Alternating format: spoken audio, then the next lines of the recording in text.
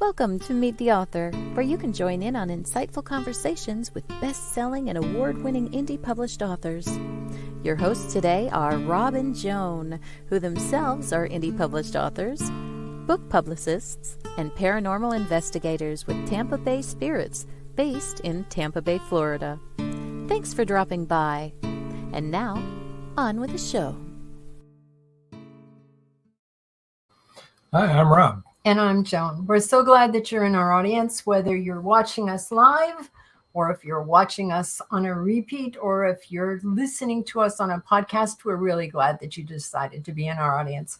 Remember to like, share, and comment. We love all of your comments. Honestly, you guys make the show. Without you, it's not a lot of fun. George Dismuke says, I'm here. I feel like I've been beaten with a knotted plow line, but I'm here. I'm sorry, George. I can sure empathize, George. C.W. Hawes said, howdy, Rob and Joan. Hi, Hey, C.W. CW. Paul Hollis said, good evening, Rob and Joan. Good evening, Paul. And Hey, Paul. everybody, I saw today on Paul's little reel that he puts out that his new book, London Bridges Falling. Audiobook. Yeah, Falling Down. The audio is finished in about a month. You should be able to listen to it on Spotify and other places. Joe Conjal says, I'm back. Hey, Joe. LOL. Hi, Robin. Joe. Welcome back to North Welcome Carolina. back, Joe. We missed you a lot. Marjorie Deering says, TikTok another Wednesday. Bring it on. Joy Shelton York is in the house. Hi. Hi, Marjorie. Yeah, Joy Shelton says, hi, Robin Joan. Hi, Joy. Good to see you. Oh, Paul Rushworth Brown. Good morning. Hi, Robin Joan, all the way from Sydney, Australia. We're so glad that you could Hey, Paul. join us tonight, Paul. It's a Tonight long here, way. morning there. Yeah, time traveler. Our time traveler. Well, I don't know how long my voice is going to hold out, but don't forget to stay tuned for Voice of Indie podcast after our show. There's a little tutorial right afterwards. Blog tells you how to get over to Blog Talk Radio. Book World, The Great Escape. We want to remind you of that. It's Wednesday afternoons at 1 o'clock Central Time. That's at CJ Peterson on YouTube. Episode Rewind is every Saturday, where we replay some of our old episodes. And this Saturday, 5:30 p.m. Eastern Time in the U.S., we're going to have children's author Jim Carlson. I think we used to have his book here, but I think our granddaughter has it. Our granddaughter has it. He's with Fox. Our great-granddaughter Fox has Point Publishing. And next Wednesday, we'll have Magnolia Bluff Reveal Part 3. And the three authors, or actually four authors, Brakefield and Berkey, Charles Brakefield and Roxanne Berkey, they wrote The Killer Enigma in the Magnolia Bluff series. That's book 16. That's already out. That came out in August. And we didn't get really a chance to talk about it because we had a show preempted there. But I guess JJ and Joe are at it again. And, I like JJ and Joe. In The Killer Enigma. I like Joe them. Conjal's book, he's going to be a guest as well. Second Chances, book 17. That's coming out on September 18th. Can't wait, Available Joe. for pre-order right now. And C.W. Hawes, who's with us tonight in the audience, 10 million, and so is Joe. So is of course. Joe. 10 Million Ways to Die is his book, book 18. There will not be a pre-order on that, I understand. That comes out October 23rd. So mark your calendar to jump onto that one. That's book 18. And be here next week, or be square. Book 18 in the series already. That's just insane. We've got a new release to tell you about as well. Coming out tomorrow is the second edition of Prison to Possibilities. From Prison to Possibilities. Yes, From Prison to Possibilities. Do you want to show the cover there? Yes, sure. It's available on Amazon and at Indie Booksource, through Indie Booksource. That's author Kim Nugent. So want to check that out. It's a nonfiction. And of course, Joe's pre-order, I've got that down twice. So we're going to mention that twice. Making sure that you're... Yeah, second chance. That gives you your second chance to get that one. Did want to mention the top 7 countries. Don't do this every show, but the top 7 countries that are downloading the audio podcast in the last 30 days. Of course, the U.S. is top, but in order: UK, Canada, Bangladesh, France, Brazil, and Australia is pulling up the rear. Thanks, Paul. Thanks, Paul. Let's talk it up out there and get people to go over and download that audio. Paul says, looking forward to October 4th. There you go. George Dismuke says, Paradise My Prison will be back up on Amazon within about a week. Yay. Yay. That's good. And then Joe Conjal said, C.W. Hawes' cover is awesome. Yeah. And Paul Rushworth Brown said, looking forward to October 4th because he will be on the show that night. So we're looking forward to it too. Get to visit with you for a while.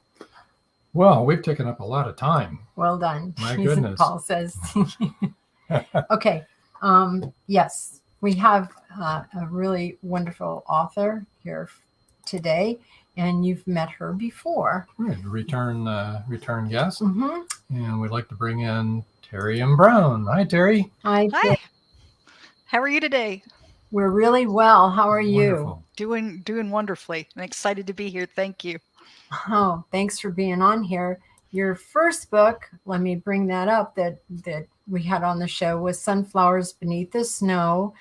And if you all remember, it was 3 generations, am I remembering correctly? That's correct. Of Ukrainian women and their life and their immigration, some of them, of course, to the United States and what happened to them. And it came out just about the time as the whole Russian-Ukraine thing blew In fact, up. it came out 2 weeks before the current Ukrainian crisis.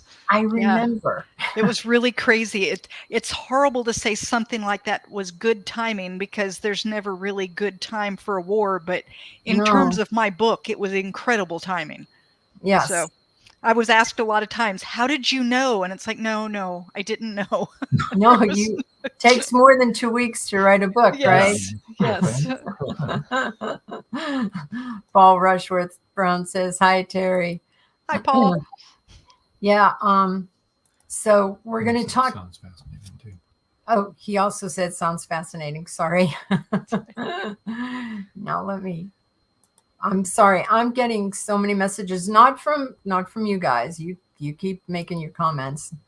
It's from Facebook and stuff like that. Yes, he said sounds fascinating. So having said that, we're going to talk about your new book, which maybe you want to tell them what this book is about. So this book is set in World War II, but it's not your typical war book. The main soldier here, his name is Jacob, and he is a first-generation German American. So his parents were born in Germany, emigrated to the United States. He gets married. He has a child. And this was after a very difficult childhood. His father dies, and it's during the Depression, and he gets married. He thinks he's going to have his happily ever after, and World War II hits. And he has to make a decision as to whether he's going to fight in the war. He eventually makes the decision that he will. However, he believes he's going to fight the Japanese because the Japanese are the ones that bombed Pearl Harbor, and it was an enemy he felt like he could really get behind. They look different than him, they talk different than him, they eat different foods than he does. You could look in your neighborhood and pick out someone who was Japanese. And so he just felt like he could do that, and he ended up in Germany. And he realizes that he's more like the enemy than he is different from the enemy. So this book looks at war from his point of view, but also from his wife, who's left behind, and from his 4-year-old son's point of view, both as a child and as an adult man reflecting back. And the name of this book is An Enemy Like Me. Yeah.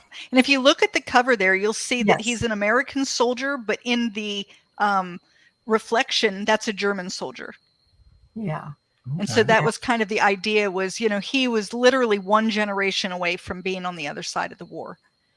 On talking about that, An Enemy Like Me, and he realizes they're a lot like him. My father fought in the Pacific, and he was on an island, and I forget which one. I should know, but I forget. And he was walking down the beach one day, and a young Japanese, and my dad was young, like 19, 20 years old, probably 20 at this point. And a young Japanese soldier was walking towards him on the beach. And my dad was thinking, am I going to have to kill him, face to face like this? There's nobody else on the beach, just two young men taking a walk on the beach. And the Japanese soldier just walked past him, and he walked past the Japanese soldier, and just left each other alone. And he said that's when he realized they were more alike than they were. Right. It's one of the things I hope that when people read my book, that they're willing to start thinking about, like what really constitutes an enemy, and how necessary is it to have an enemy. And in war situation, I understand that in a war, it's either you're coming home or the other guy's coming home, and you have to do what you have to do. But in our general society, do we really have to have enemies? Is there really a reason to have us's and them's? And, what can we do to move past that idea that we have to have people that we hate, or people that we have phobias about, or people that are in a different class than us. And therefore, and I want people to think about it, because the truth is there isn't a them out there that isn't closer to you than they are further from you. Because if you start looking at your similarities, you're going to find that what differences you have really don't matter that much. That's kind of what I hope people will think about anyway. Because we really are all alike, We are. We want to, most of us want to get married. Some of us don't, but a lot of people do want to get married or have a significant other anyway, and raise a family and have their children to have a better life than they had. I mean, that's always been, and I think that's the truth worldwide over for everybody, no matter who you are. Well, I know that when my husband and we rode a tandem across the United States during the summer of 2020. And so it was a crazy 3,000-mile ride. And, and it was during the summer of 2020. So not only was it COVID summer, but that was political unrest summer, with things burning and people, acting all crazy. Yeah. And what we found was we met wonderful people. Yes. All the way across the United States. We never really ran into anything that was ugly or horrible. And even people that were significantly different from us. I mean, we stood in the yard of one man who had a political sign for someone who was different than I would vote for. Yeah, I'm not going to get into who's who. I'm just saying it was different. And you knew it was different because they had the sign and you knew what you would vote for. And yet we stood in his front yard and had a wonderful conversation, because who he was going to vote for did not really define who he was as a person. What he wanted from his life was no different than what I wanted from mine. Maybe we might go about it a little differently, but what we want is the same. And we just found that when you focused on what people, what brought you together in the first place, those things that could separate you really are insignificant, and they just don't matter. Never once when we were riding across the United States did anyone ask me my political affiliation. They never asked my religious affiliation. They never asked, my sexual orientation. None of those things mattered to anyone, right? What mattered was, oh, wow, you're riding a bicycle across the United States. Where do you live? Oh, hey, I once visited the coast of North Carolina, and then bam, you're talking. That's right. Or I have a bicycle, or I once, or is this any harder than doing a tandem kayak, and the kinds of things that we would hear. And those are the things that we focused on. And then anything else really was inconsequential. And the first thing I asked you was, how do you like riding a tandem bike? Because we're cyclists. We bike all the time. We used to bike 12 miles a day. Yep. And we're down from that. But now we go out and look at our bicycles. We ride our bicycles. We ride our get exhausted bicycles. And close to the And I have Missy in a basket in the front, and she's the queen of the whole neighborhood here. She looks out over everybody. Joe Conchel said, very nice cover, which I agree, it is a really nice. Thank you, Joe. And Joy Shelton York says, great cover. Thank you. It is. Along those lines, I kind of found that when you watch the news a lot, that has a lot to do with shaping your view of what the world is around you. And I told Joan when we got back that I was a little nervous about going in the first place. We went on a 2-month trip this summer, and I was a little nervous about what we would find when we stopped and we went in through different places, right? Desolate places because of all the unrest. cities and Right. because of all. But you know what? Everything was pretty much the way it was the last time we traveled. I mean, So, that's the thing that my husband and I found too. In fact, one of the things that we have stopped doing is watching the news. yeah. I get a news aggregator in the morning that gives me, about 20 headlines. Yeah. And I just kind of, okay, so now I know there was an earthquake. Somebody's angry at somebody. I've got kind of the list, and then I don't look again. We check and see where the hurricane is going to hit. Exactly. I do have to know that because I live on the coast of North Carolina. So we live in Florida. So. Yes. So you understand. But in terms of actually, I pay attention to the news just enough to kind of have a general feel for what's happening in the world. I don't want to be blindsided by something big that I should have known about. Right. But generally, 15 minutes of news a day is all a person needs. Yes. And anything more than that, and you just start to really, I don't know. And it depends. And it's funny, you can watch several different stations and the same news is across all of them, but you wouldn't necessarily recognize it because they have such a different angle that they're hitting it. And so that the truth is somewhere in between all of that. And so right. I just don't pay a whole lot of attention to it. And going across the United States that way was the best way to learn that. Right. Because you would have thought that we would have met, horrific people and everything was going to be burning and it was going to be awful. And we saw nothing like that. It was, everyone was just friendly and wonderful. And, not that there aren't bad things happening. Because no, there are, but the news, of course, focuses on that. The news in no way was going to say, well, Teri and Bruce went on a lovely ride today and they met some people and spoke in a gas station parking lot. I mean, it doesn't make the news. Someone would have had to try to blow us up or shoot us. That's right. And that's a shame.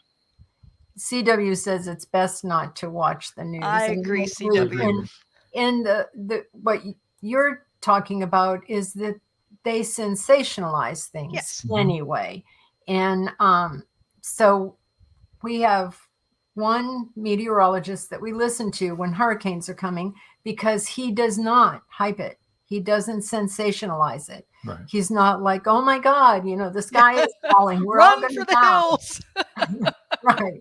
He doesn't say that at all. He says, okay, we've got some time here. Get all your supplies in and stuff. You know the drill. Right. You live in North Carolina. Yep. Marjorie Deering says, when I was growing up eons ago, I remember the rule being you don't discuss religion or politics. That was right. Yep. I think there was a lot of wisdom in that. There's so much division over different ideologies instead of all the rest we can agree on. I agree, Marjorie. Yeah. And that's what Teri's hitting upon is that we were tourists in lots of places. In Texas, we were not. We were doing podcasts and book signings and had a great time and visiting with friends. But good friends, really good friends. But in South Dakota and the Badlands and the Black Hills and in Colorado, we were doing the tourist thing and everybody was a tourist. And we met people in restaurants that were not tourists, that were locals. And, you're talking about just fun things. You're not talking about, what do you think about so-and-so? Which side do you fall on? And really, it's like none of those conversations about politics or religion ever change anyone's mind. No. And the only thing they do aggravates the heck out of you. Yeah. And everybody then has to dig their heels in and say that they're right. And I do my best to just stay, apolitical and a-religious. I have my own political leanings and religious beliefs, but I don't have to tell them to everyone because they're mine. And if you and I were sitting personally and you wanted to have a conversation, I'm not going to not converse with you about it, but there's just no need to, I just don't see how it helps anything.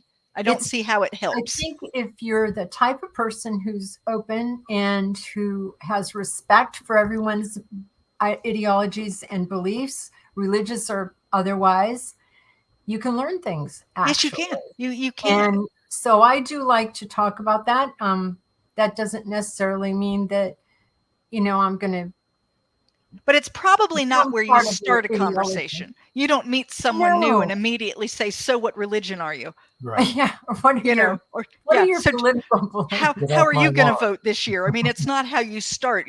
You probably reserve those kinds of conversations for people that you recognize are more like-minded in terms of openness. And then you think, boy, this would be a good conversation to have. I'd love to know their thoughts. And that's the interesting thing, is that we have so many friends from so many different ideologies. I mean, the huge spectrum, but we're all people that care about people and love people and are interested.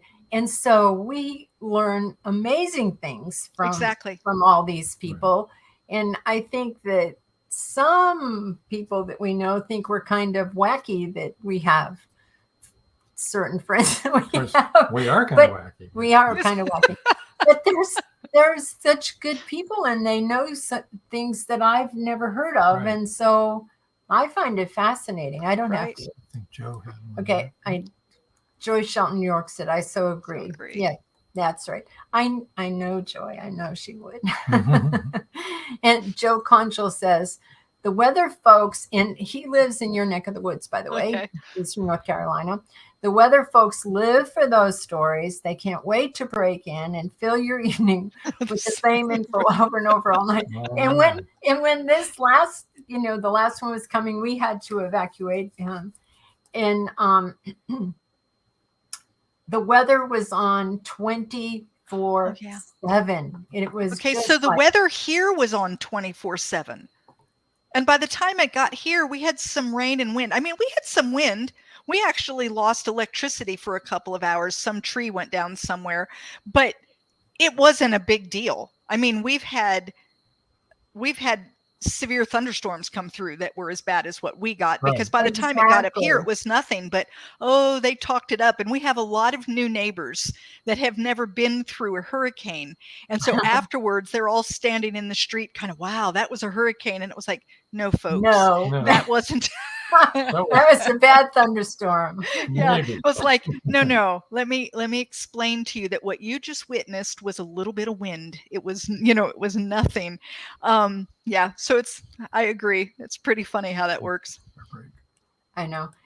Joy Shelton New York said, I think the media often inflames the division. Well, they do, Joy. That's the whole point. They sensationalize it, and they want everybody to sit at home and go, oh my gosh, and they want everyone to pick a side, and rather than giving everyone information and letting you make a decision, and tune in to the news. Yes. Yeah. So and instead of giving you just information, I remember when I was a little kid, my parents would watch the news, and it was, 30 minutes, and then they would discuss what they heard and make their own decisions about what it meant. And now the news stations more or less tell you what you're supposed to believe about what it is that they're telling you. And so it depends on which station you listen to as to what it is you believe when you're done hearing the story. And I think that's the sad thing across the board. I don't care where you stand on the political spectrum. Right. Whatever news channel you listen to is going to give you what it is that you're wanting to hear. And if you were to listen to a different news channel, you would get a different story. You may not like it, but you're going to get a different story, and it's, We need to take a short break. Absolutely. And so that our sponsors can tell you what you need to know. What books to buy. One of the commercials is for Paradise, My Prison by George Dismukes. It is, at the end, it says it's available, blah, blah, blah. It won't be available for a couple of weeks, a week or two, hopefully in a week. Maybe a week. But you can get a hold of George. You can get a hold of us if you're interested. We'll help you. We'll help connect you. Yep. So we'll be back in just a couple of minutes, folks. It's 1919, and Eric Laska returns from the war in Europe 2 new enemies await him in the small coal mining town he calls home. One is a threat to his relationship with Rebecca, the love of his life. The other, a bloodthirsty beast, is stalking the mining town residents.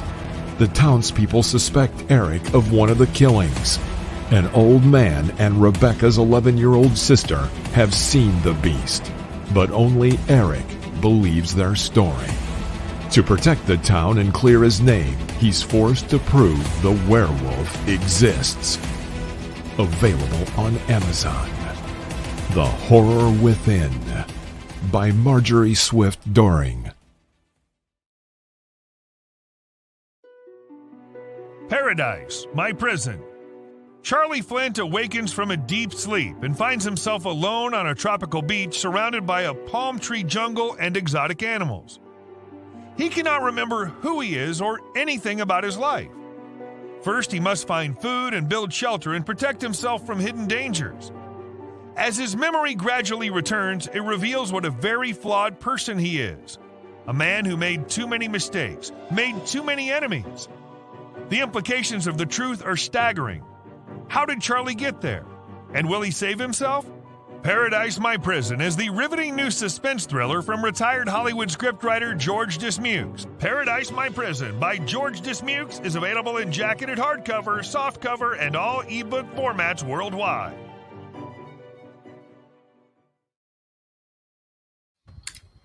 And we're back. And as we said, it will be. It will be. It will be. And also, Marjorie Deering, who the first commercial, that was her commercial, but it is Deering, says the weather broadcasters probably imagine the rare bit storm is probably their only opportunity to make the most of their time in the limelight, those poor folks.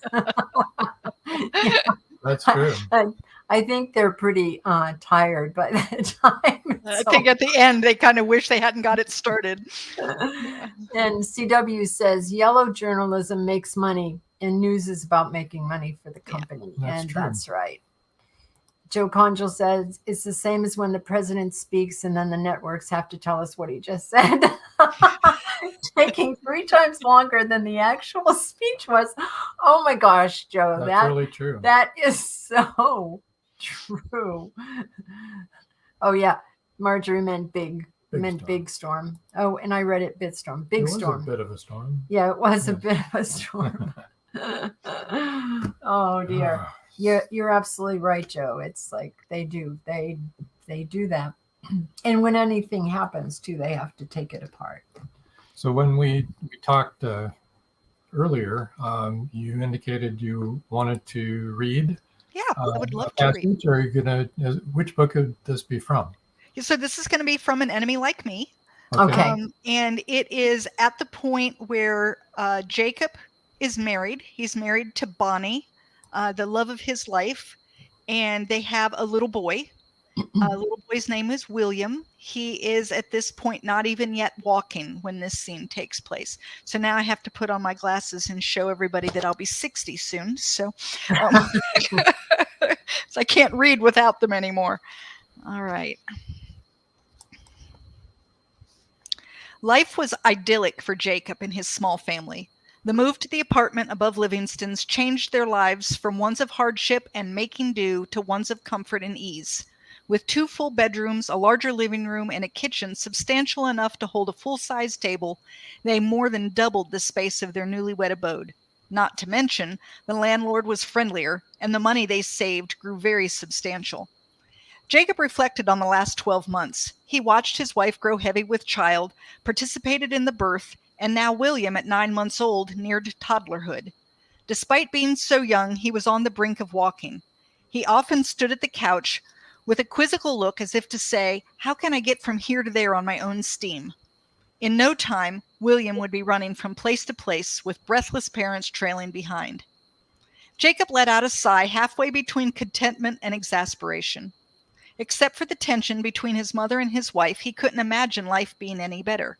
He still held out hope that his mother would come around, but she sure was taking her time. Even a baby hadn't softened his mother's stance, and although Jacob took William by to visit regularly, the chasm between the women remained impenetrable.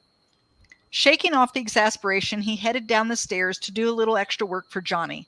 It was Sunday, but Johnny had a few small projects in the showroom that needed attention, and Jacob had the time to help. When he arrived, Johnny was already working, whistling along with the Metropolitan Opera auditions of the air. Jacob didn't much care for opera, much preferring the orchestra's big band sounds, but Johnny listened to this broadcast weekly as an avid fan. At 5:14 p.m., a news bulletin interrupted the show.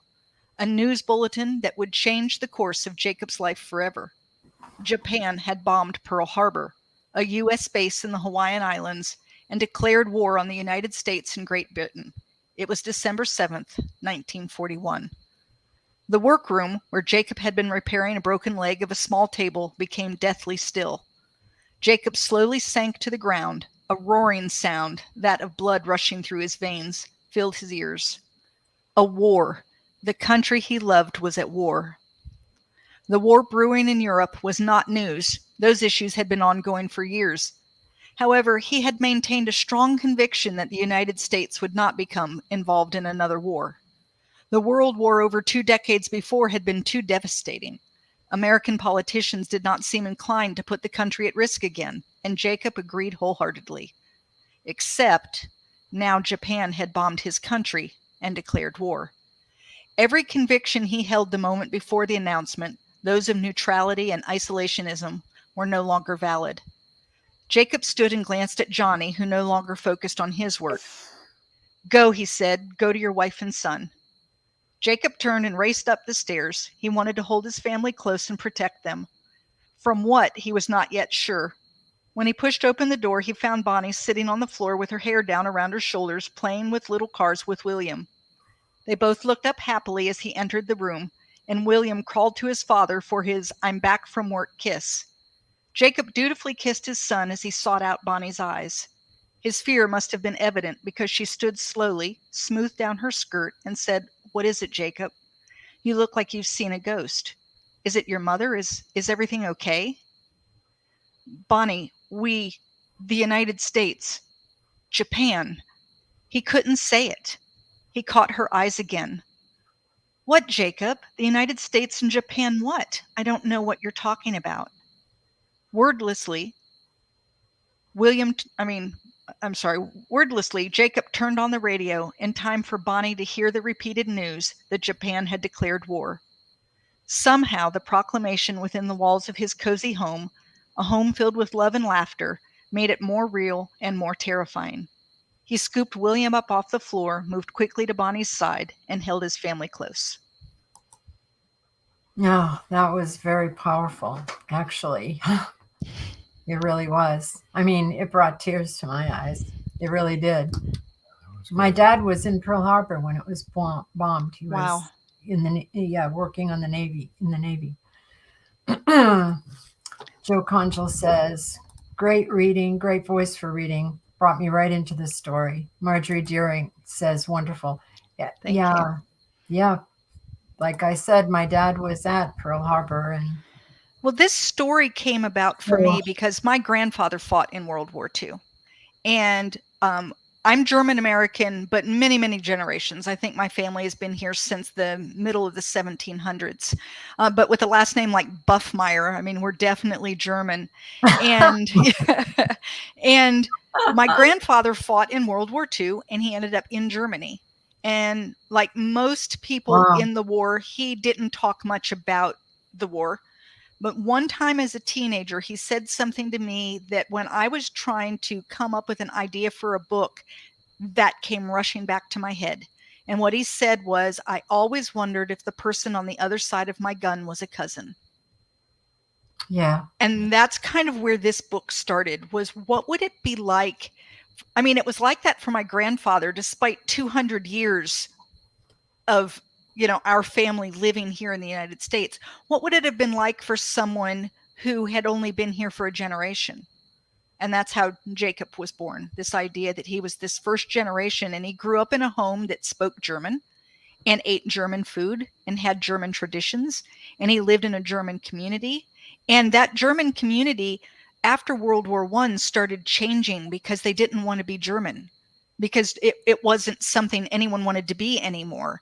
And so despite having been born in the town of New Berlin, without moving, he became a resident of North Canton because they changed their name, and stores changed their names. And my grandfather even changed his name.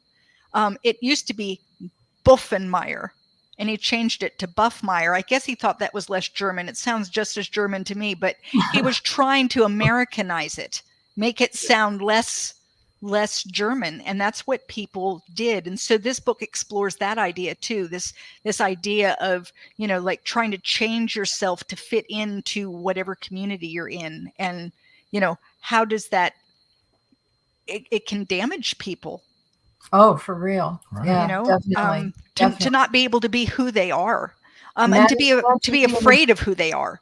Imagine being a Japanese American. Exactly. I mean, and then something that I have in the story that a lot of people do not know existed. We all understand that there were the Japanese internment camps, and they were horrific. But do you know they had German internment camps as well? Yes. So German Americans who were too friendly with what they considered people who were Nazi supporters. So if you were considered, a Nazi supporter in some way, you could be put in a German internment camp as well.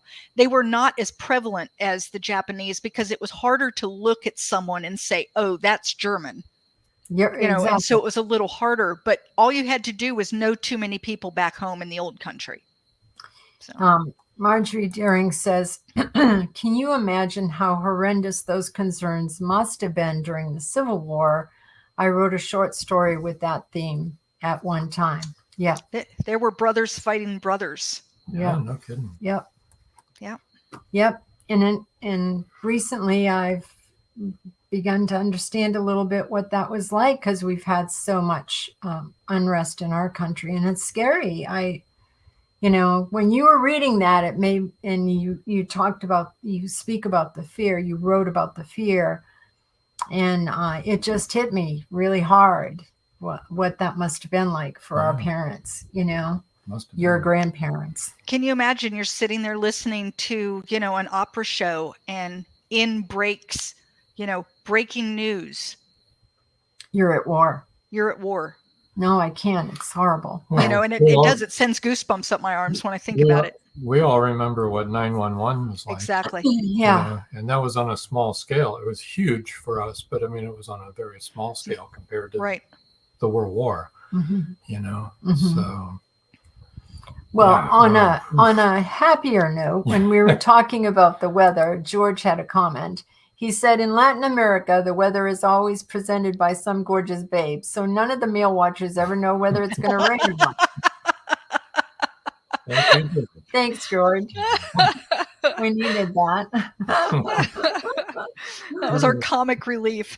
Yes, we needed a little comic relief. Well, yes. Tell everyone how to reach her. All righty. I can do that. The book giveaway, too. We're going to have a book giveaway, everybody. We do. Absolutely. We never put up the ticker. Oh, there we go.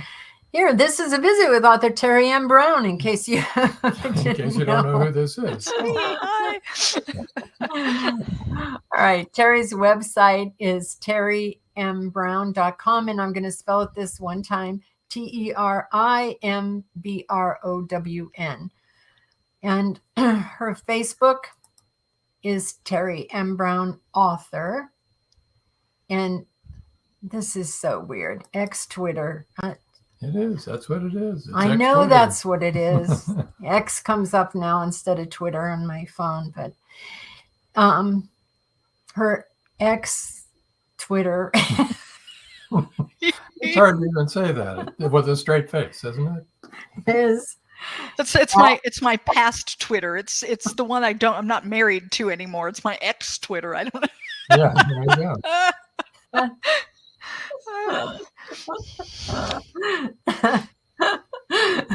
The social media formerly known as Twitter. Right. I mean, oh Lord, help us. So Her Twitter account is at Teri M Brown 1. Well, what's her ex-Twitter account? Same. Oh, okay. Instagram is Teri M Brown _author. One of the best ways to find all of this is if you go to my website, I've got all of the little icons and just click them. Because when I was trying to create these, none of them would let me have the same one. No, I know. And it was like, oh my gosh, I can't even keep up with who I am. Close. You have come You've very done close. very well, done though. well. So again, her website is TeriMBrown.com, and that's Teri Teri M Brown BROWN. That's not her ex website. It No, is it's, her. not it's my current website. current Yes. website. And LinkedIn is Teri M Brown. And here is her email. It's Teri at TeriMBrown.com. And remember, it's Teri with an I, Teri. Okay, get your One R, fingers one I. ready. Here's your book giveaway today. The first 3 people to email Teri at TeriMBrown.com will win an ebook copy of An Enemy Like Me. So everybody get in there and get typing. If you're not watching this live, if you're watching this later on YouTube or whatever, feel free to go ahead and write to Teri. She may have extra copies that she's willing to give away. Not everybody may have claimed them or whatever, or you might catch her on a good day. And Hey, I might just feel really friendly. You should there definitely you reach go. out. Yeah, she wants to hear from you. Or if you're just listening to this, on the audio 6 months from now, go ahead and give her send her an email. And also, would you please subscribe to our Meet the Author YouTube? Yes, at Meet the Author Yes. podcast. Please do that. Okay. Meet the Author podcast on our YouTube channel. All right. We've got a Robert. Well, hi. Hey, Robert White, also from Sydney, is in the house. Says ex-Twitter, one step away from a doctor whose social media of exterminate. Robert, I'm I telling hope you're you. feeling better. Yeah. And okay, we need to take our second break Okay. before the clock runs out. And we're going to come back and talk about what you got on the drawing board right now. Yeah. Sounds great. You're getting ready to release on the world. So hang on, everybody. We'll be right back after a word from our sponsors.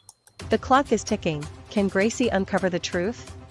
Philip Pliant is the wealthy opportunist plastics dealer and CEO of Pliant Industries. He's also a master thief, creating a pervasive threat to the manufacturing infrastructure in the Caribbean islands markets. With the cartel as his stealth client, the naive city leaders have been seduced, enabling the production of more than 3-dimensional building materials. The expected profits are monstrous. Is the art group, now led by Gracie and the family heirs, strong enough to win against this predator? Can JJ's cats act on the root cause analysis in time? Will Gracie be able to squash Pliant and the cartels? Gracie never considered their lives would hang in the balance. The clock is ticking. 5, 4, 3.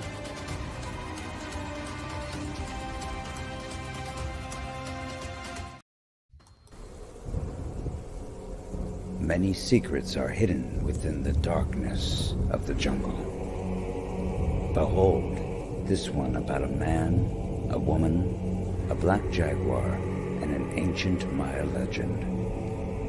Two Faces of the Jaguar is a novel by George Dismukes that will take you deep into the jungle and capture your imagination until the last word. Two Faces of the Jaguar is book 1 of a trilogy. Two Faces of the Jaguar, where only the adventurous dare to read. Two Faces of the Jaguar, The Lost City, and The Jaguar's Quest are available on Amazon.com, Barnes & Noble, and many other bookseller websites. Two Faces of the Jaguar, the book people are talking about. Get your copy today.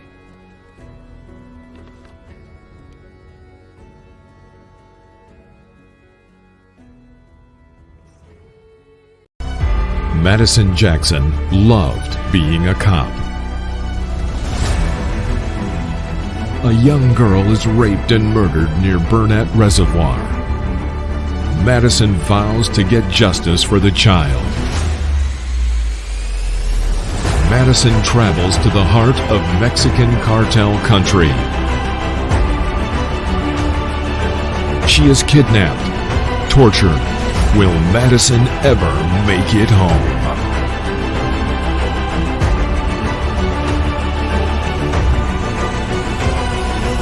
Justice by Kelly Marshall, only at Amazon.com. And we're back. And we are. Oh my goodness. Well, this has been fun. It's been sad and it's been silly. And it's been really, I mean, we've gone through great social issues and then I like emotions. It's kind of my thing, so that's good. Emotion ocean. Well, I'm very emo, so what can I tell you? All right, we're going to talk about your next book. Yes. This is it, right? That is it. That is my new cover that was just released yesterday. Daughters of Green Mountain Gap. Yep.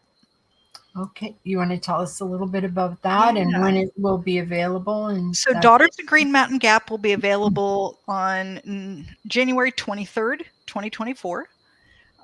It is about an 1890s healer woman in the mountains of North Carolina, so Appalachian. The healer women there are called granny women. So she was a granny woman from generations of granny women. Her daughter does not like the way her mother does healing. She believes that she does more harm than good.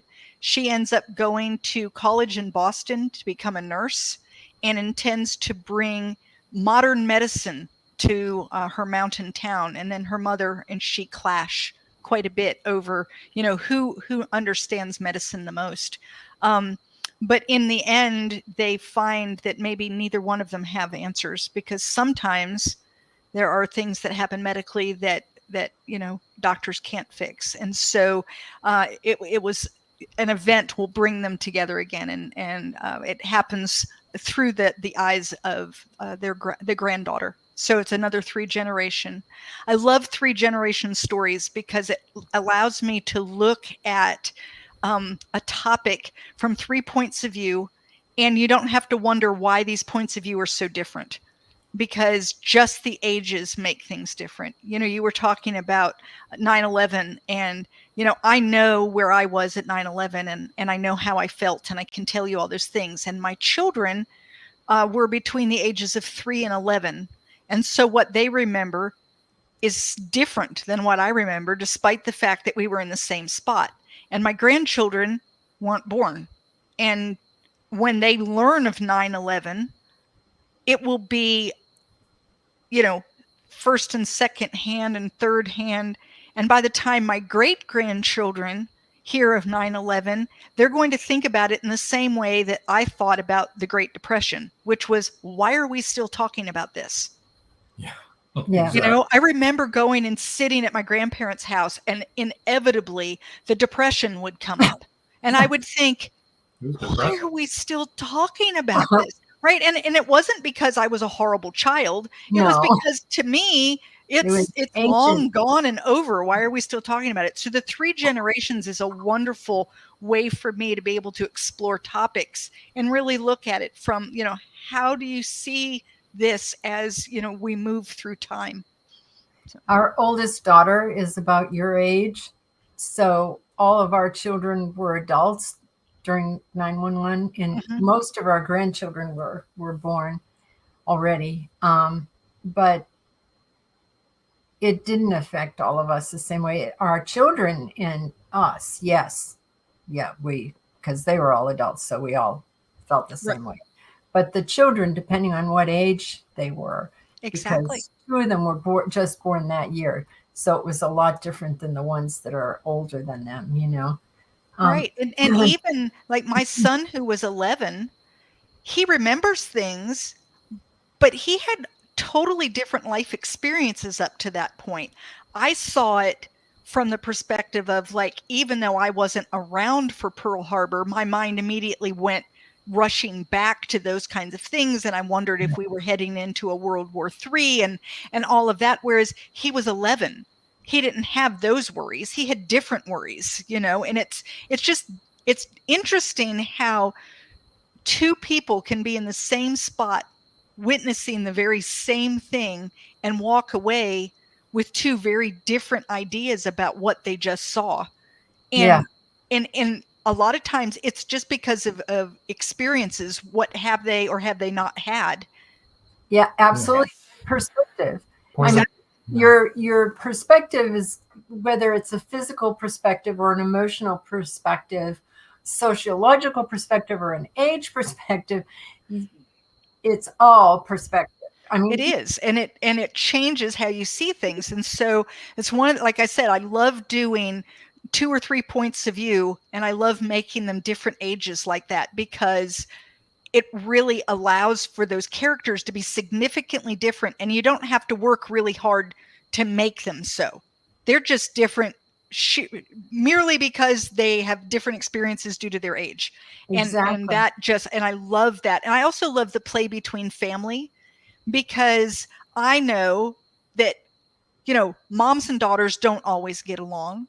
And a lot of times grandmas and the grandchildren get along so much better, and the kids are standing there going, well, you never treated us like that, and all of those things that happen. And it allows you to pull out different parts of the personalities and things based on who they're talking to and what kind of tension might be between them. So when our one daughter, we were living in California at the time, and this was our first grandchild, was 8 months old, and we were at Disney. We all had passes. We were pass holders to Disneyland, and we were at we were watching a parade, and I had bought my grandchild so many things. Oh no, this is when she was older. This was when she was like 2, not when she was 8 months old. Did she have the ears? You got her all the ears, right? She had a rose that lit up, because Beauty and the Beast was the thing that year. She had, I think, like the sword that lit up, and yes, she had the ears. And those little carts that they go down the street with. She went up to us. I'll take one of each. One of everything. I'll take So she's trying to hold all these things, and she's 2.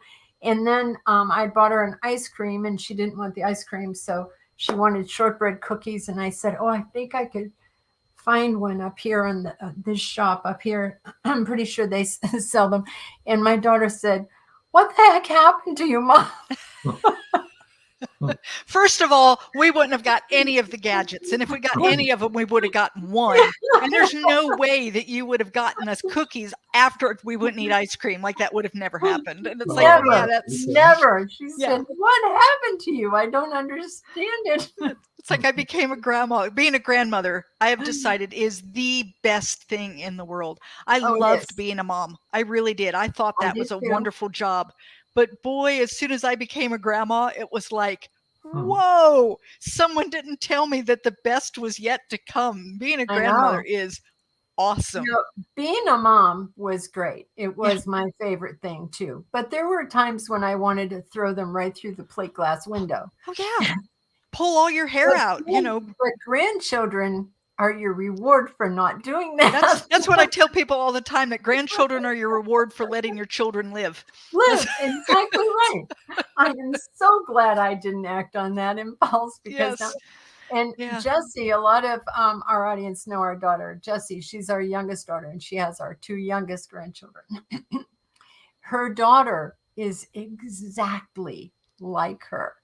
And she just laughs about it all the time. We laugh all the time. She is always saying, I know, I'm getting my just desserts now, because, that's with my daughter. She has a little girl that's 4 who is very stubborn, just like she was. And she has opinions, and she is, you cannot change her mind. If she has made up her mind, then you might as well just call it a day.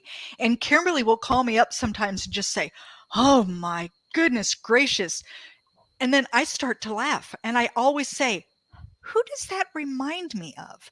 Let me see. There was this child. Who was it? And she's like, I know, Mom. I know. Well, Jessie says, I know what she's thinking. Yep. I know exactly what she's thinking because I remember. I remember. Yep. Marjorie Deering says that's what makes being a grandmother grand. And Joyce from New York had said, the further we get from catastrophic events, the less important they become to younger people. They no longer think those things are possible. That is true. That's how I felt about the Great Depression. And my parents went through it, but still I was like, oh my God, if I have to hear about putting cardboard in your shoes one more time, I mean, or tinfoil, washing tinfoil. Really it was like, oh my gosh, I don't want to hear about, we had to save the tinfoil out of our gum and we took it to school. And it was like, I don't care. And Joe Conchel has a question for you. He said, hi, Teri. Do you have a guilty pleasure genre you like to read when you just want to disconnect from everything? I actually love, it sounds terrible because I would never write one because I don't like to write books that are very formulaic, but I love just a good formula romance that I know what's going to happen. I know that they're going to get together, even though it doesn't look like they should. Some horrible thing's going to happen. They're going to separate. And in the end, they're going to get together and live happily ever after. I know that's what's going to happen.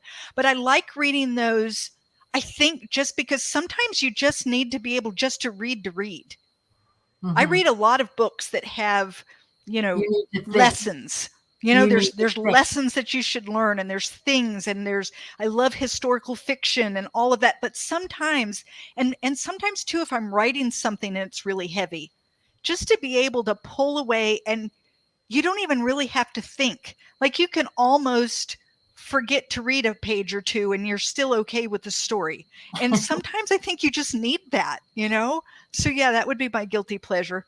And right now I've started trying to read a couple of rom-coms, and I'm actually enjoying. I wasn't sure what I was going to think, but I'm having fun with them because they make me laugh because, they're just kind of off the cuff funny, and I like it. Yeah. I like watching rom-com movies, so I would imagine I would enjoy reading that book. Joyce Shelton in New York says, sometimes it's nice to know it's a guaranteed happy ending. Yes. Yeah. So we can all leave here tonight and go turn on the Hallmark Channel. Exactly. So that's kind of what it is. It's, it's the Hallmarkish kind of, when you watch a Hallmark movie, that it's going to be happy in the end. Well, that even if there's something sad that happens, it's going to all wrap up nicely, Exactly. So, exactly. And that's the truth. It is good to know it's guaranteed happy ending. I agree with you, Joy, and I like happy endings, actually. I do. In fact, when I write, I try to wrap things up in such a way that even if not everything is happy, because my stories definitely have things in them that are sad and difficult, but that generally it wraps up nicely in the end so that you can walk away and feel satisfied. I have a real hard time with books that leave me hanging or just forget to wrap up 2/3 of the book. And so in my mind, I'm always fixing that. It's like, okay, so she went ahead and she eventually married him and they had 2 children. And, I've got the whole thing because I can't let it be the way it ended. So I have to create my own ending so I feel comfortable with the story. I do too. When I was in school, you had to read The Tiger or the Lady, that story. I hated that because you don't know which door they choose, the tiger or the lady. And it was so frustrating to me. And so now if I watch a movie or read a book that has that kind of an ending, I have to finish it. That's what I do. I've been doing that though since I was a little kid. When I saw Gone with the Wind, in the end, when she says, I'll think about it tomorrow. I'm like, what? Go after him. You finally know you love him. What are you doing? Yes. So I've been fixing endings ever since I was a small child. Oh, Joyce, this is a good point. Or you have to look on Google to see if someone can explain the ending to you. Oh my gosh.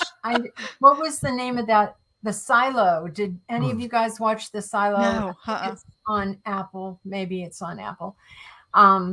It's a science fiction. Well, it's like a sci-fi, dystopian type. Dystopia. Okay. And I mean, it definitely had one of those endings where our oldest daughter lives in California. She and her husband live in California. And so they were watching at the same time we were. And then we'd talk about the episodes every day, And we come to the last one and we were both like, what? The heck? What?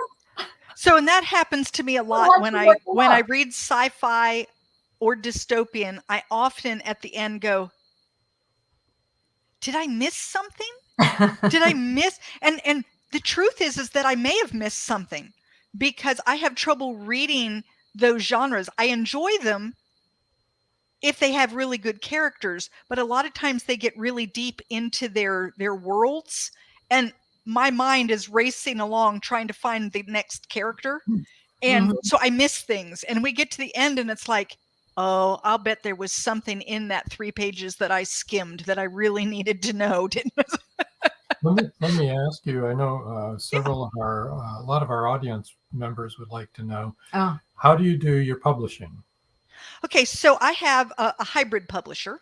Okay. And I love the hybrid model. It has worked really well for me because it's very much like self-publishing, but you have some guaranteed professional help.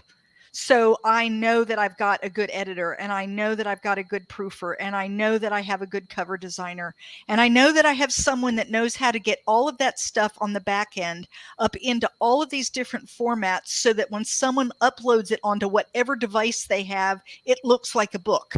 That's and important. I don't have to fool with that. And for me, that alone is worth having someone else help me. Do you want to give any shout outs to any of those? So it's Atmosphere Press is who I use, and they have their own people within their company. And so I've been working with the same editor. Her name's Megan, and I love her. And I just like having that little bit of professionalism behind me. As a brand new author, I was, what was that, 2 years ago? So I was 58 when I had my first book published. And I was very afraid that I was going to put something out there that I would then be embarrassed about later. That, it felt good to me, but I've never done this before, and I know what I meant to say, and I know what I want my readers to think, but did I really get that to happen? And so having some of these professional people behind me that guided me and allowed me to turn my book into something even better. The editing process the first time was horrible for me. I mean, it felt like I got someone writing, red notes all over my work. It felt like being back in school. Well, you did have somebody writing. Yeah. And the second time felt a little better. This third time, I was excited. I could not wait to turn it in because I knew that my editor would offer me suggestions that were going to make my book stronger. A lot of people have this idea that editors like rewrite for you. They don't write anything. They just say, this character is weak, or need more information, or what is this? And it helps you define for yourself, like, okay, what is that? Why did I put that there? It's Rob and I were having a discussion about this the other day. It's the same thing. If you talk to a lawyer, they're going to be speaking in legalese, and you're not going to know, unless you're a lawyer, what the heck they're talking about, or somebody in medicine, or whatever person's in. And it's the same thing with each of us. We know what's going on up in here. And because we know what's going on up in here, and when we say a certain thing, it has so many other things associated with it that we know what that is, but not everybody else on the planet does. And so you're in an enemy like me, this is that supposed to mean? Right. In an enemy like me, so I have William as a 4-year-old child, and then I have him as an adult man looking back. Okay. And the adult man looking back, he's almost the narrator of this entire story, because this is during it's Veterans Day. So you just see him one day, but he is remembering his father. And so we keep getting to go back in time and go back and see this life. And to me, the whole story hung on adult William. And my editor says to me, I don't like adult William. He doesn't have an arc. You don't need him. My gosh, like this is and so I thought about it. And I thought, you know what? So I told her, I think you're wrong. Like, he's really necessary. So she says to me, pull him out and just read his parts, and you're going to see he's not a strong character. And she was right. I had alluded to places where he changed, but I hadn't really allowed my reader to see it. She was wrong, however, that I needed to remove him. I needed to make him stronger. And so in my editing process, I went back and I found all of those places where I alluded to something, and I created actual content for my reader to see when I knew up here. You knew that already. I already knew it, and I assumed that everyone else was going to figure it out. That's what I'm saying. And that's the problem when this is the whole problem we've been talking about all night long, is perceptions and the way that you perceive things. And exactly. Only through conversing and talking with each other and talking things out can you really fully understand what the person means, because they have all of this up here and you're not privy to it. You're not, but when I'm talking to you, I think, well, they know what I mean. No, they may not. So it was a very interesting thing. In fact, I found that, especially for someone like me who writes from several points of view, I now actually, once I'm done writing, I pull my book apart and I look at each character and I check to make sure that they have a full story arc. Because if you're going to have a main character, they've got to have a story arc. And if they don't, you need to either eliminate them or give it to them. Like, you've got to do something with it. And it was really very interesting, but I would have sworn she was wrong. And the truth was, she was both right and wrong. I did not need to get rid of him, but she was correct in that he wasn't strong. He, as I presented him, he was not what he needed to be. So that's very good. Very good point. Cool. Well, okay. I think that our time is up. What a shame. I'm having so much fun. I know, me too. It's been a great conversation. I think the audience has been having a great time, and it's too bad that it's over. But yeah, we've gone like. I was going to ask you about what you thought about the impact of AI on writing, but I guess I'm not. We'll save that for another night. We'll save that for our next time, because that's a big. I'll come on again, right?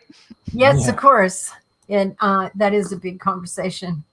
Joe Conjal says, "Great show tonight. Thank you, Teri, and of course, thank you, Robin Joan. Thank you, Joe. Thanks, Joe. Thanks, Joe. Paul Hollis says, "Great talk, Teri. Another awesome show, Robin Joan. Thank you. Thanks, Paul." You. And Joy Shelton New York says, "Great show. Thanks, Joy. Thanks, Joy. It was really fun, you guys, and your comments were great, and the conversation with you was great. And I like it when we talk about really real stuff, real deep real life. stuff. Yeah. Marjorie Deering said, "All right, thanks for another wonderful episode. Thank you." And CW said, okay. You can't do that. I have to. CW said it. I do. Oh, okay. CW said, "Enjoy the show." I usually do all of this, and he's helping me. He's and I have cataracts, and I need cataract surgery. So I read it here on the side, and he's thinking I can read it all the way over there, and I can't. Oh my. Sometimes he helps me do the dishes too. Yeah. It's lovely having a helper at home, isn't it? Yeah. There you go. Yep. I'm not the dish specialist. No. Okay. But he makes a great sous chef. There you go. Thank you so much for joining us again. It was great to see you and visit again. Yes. It was great seeing you too. going to move you over to the It's been side so much fun. and hang in there until, whoa, hang on. Hang in there until we come back to you. Okay. And Oh, my when we goodness. get done, I want to remind everybody next Wednesday, we're going to have the Magnolia Bluff 2023 Reveal Part 3. Brakefield and Berkey, Joe Conjal, and C.W. Hawes will all be talking about their 3 entries into the Magnolia Bluff Crime Chronicles. And that's going to be really good. And I think that is about all we've got, isn't it? I think so. All righty then. So then I guess until next time. That's all, folks. Night. See you next week.